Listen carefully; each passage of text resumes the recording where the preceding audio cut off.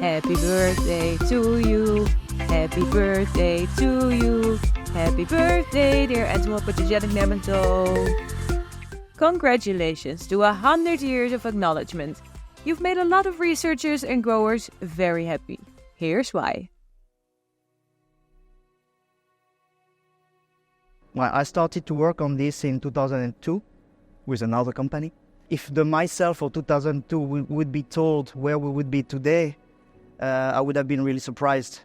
Because first, nematodes were developed for very tiny markets. Nowadays, we are developing them in many markets. And the reason is they are very versatile in terms of targets. My name is Cyrille Verdun. I work for Koppert BV since 2008.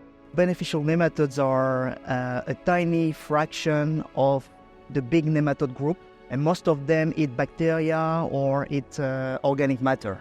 The one we are producing is a tiny group that co-evolve with insects, meaning that without an insect, they cannot survive.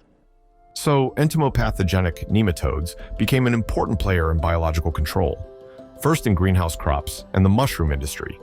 Nowadays, more and more open field crops benefit from these little roundworms. Especially in this latter group, nematodes are a useful tool in the transition to more biological crop protection. Chemicals have an impact on the environment, on the water that we drink. We know that it's really clear. The European Union, primarily, but in other parts of the world as well, is banning, step by step, the most dangerous chemicals. So less chemical, meaning that you apply more of the same family of chemical. And this is a really good cocktail to get resistances. So the more insecticide you ban, the more likely you will get resistances on the remaining ones. This becomes honestly a nightmare for growers, but we have to help them to make this tiny fraction as easy as possible. What we do when we spray nematodes is just an inundative release of an organism that is already present. So what we do is we artificially increase the population during a certain period to control a pest. But what happens when the pest is gone? The population of the nematode goes back to a normal threshold without disturbing so much the other nematodes that were around. So there's a lot of paper stating that they are very safe. And actually, I did myself ingest nematodes by accident many times in my eyes, in my mouth.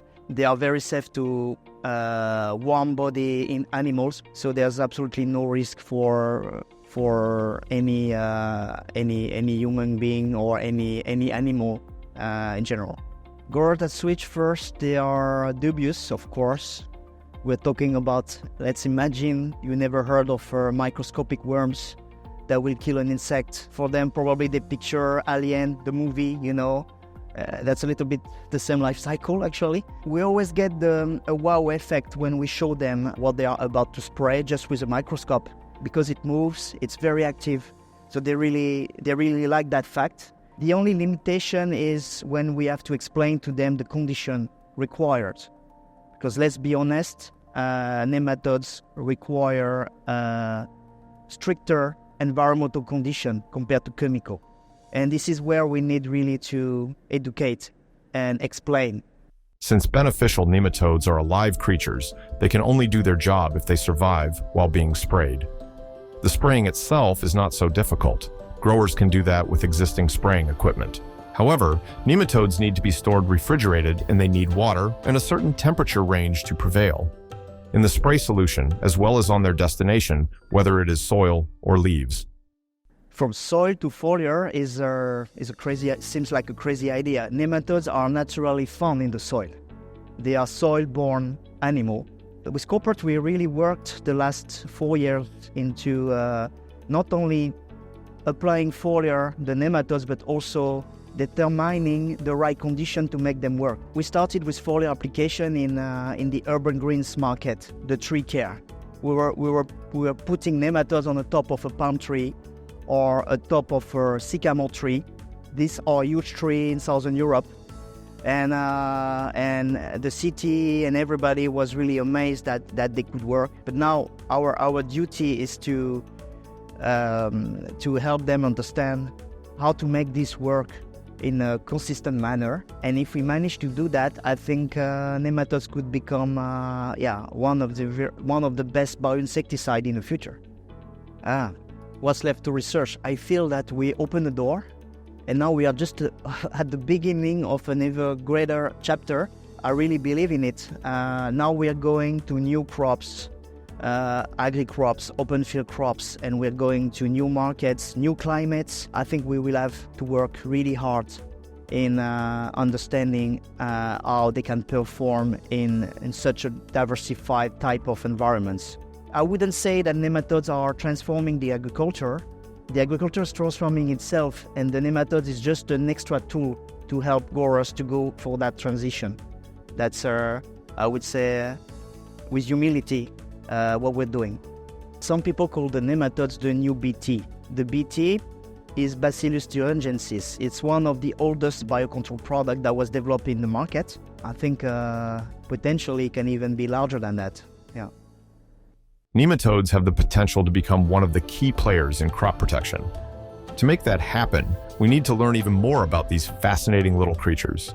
In the next episode, we'll discuss what we need, research, and most of all, nematologists. Entomology, everybody wants to be entomology. They want to see legs and hairs, and they have all these fascinating different arthropods, and that was very good. And then we have the plant disease, the old fungi, they are doing different stuff, doing wonderful. But nematode is not so excited for that, right? So, but it's as important as the other two.